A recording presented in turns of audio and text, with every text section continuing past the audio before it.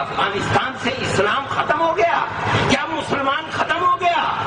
آج بھی اطلاع ہے کہ امریکہ مزید کنٹرول کرنے کے لیے 20,000 میرین فوج بھیج رہی ہے۔ اس کا مطلب یہ ہے کہ آج تک امریکہ ناکام ہے اور کامیابی حاصل کرنے کے لیے اور 20,000 فوج بھیج رہا ہے۔ ہمارا یہ دعویٰ ہے کہ جس طرح روزانہ کتوں کی طرح امریکن مرتے ہیں، مرتے رہیں گے اور افغانستان زندہ رہے گا۔ السلام علیکم ورحمۃ اللہ وبرکاتہ۔ محترم ناظرین، استقبال ہے آپ کا ہمارے چینل الہند اسلامک ٹیوب پر۔ اس وقت امریکی فوج کی جو حالت افغانستان میں ہوئی ہے، جس طرح کی ذلت و رسوائی اس کو اٹھانی پڑی ہے، آج سے 8 سال پہلے جمعیت علماء ہند کے قومی صدر اور امیر الہند حضرت مولانا سید ارشد مدنی صاحب دامت برکاتہم نے ان حالات کو 8 سال پہلے ہی اپنی تقریر میں بیان کر دیا تھا کہ امریکی فوج کتوں کی طرح مریں گے اور ذلیل و رسوا ہو جائیں گے۔ جی ہاں ناظرین، افغان کو لے کر اور امریکی فوج کو لے کر مولانا ارشد مدنی صاحب دامت برکاتہم نے جو بیان کیا تھا، وہ حضرات کی خدمت میں ہم رکھ رہے ہیں۔ اس کو بغور سماعت فرمائیں، ویڈیو کو ضرور لائک کریں، آپ کی کیا رائے کمنٹ کر کے ضرور بتائیں،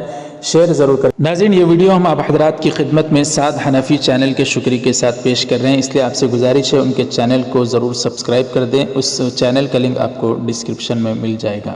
چینل کو ہمارے سبسکرائب کر کے بیل آئیکن پر کلک کر کے آل پر کلک کر دیں۔ حضرت مدنی کا یہ بیان آپ حضرات ملاحظہ فرمائیں۔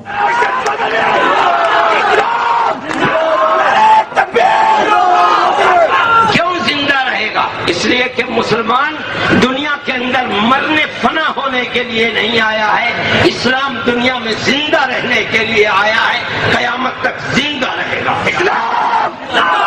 اس دن ہمارا یہ دعویٰ ہے کہ جس دن اسلام ختم ہوگا اس دن یہ دنیا ختم ہو جائے گی۔ نعرہ تکبیر!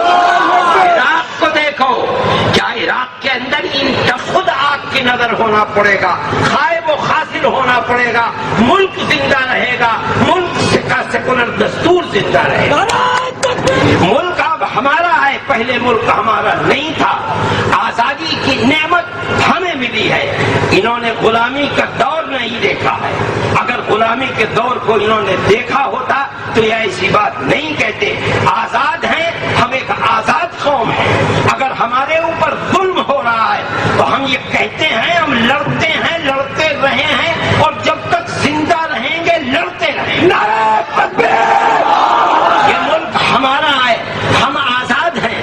ہمارے ساتھ اگر کوئی ناانصافی کرتا ہے تو وہ ہندوستان کے سیکولر دستور کو آگ لگاتا ہے۔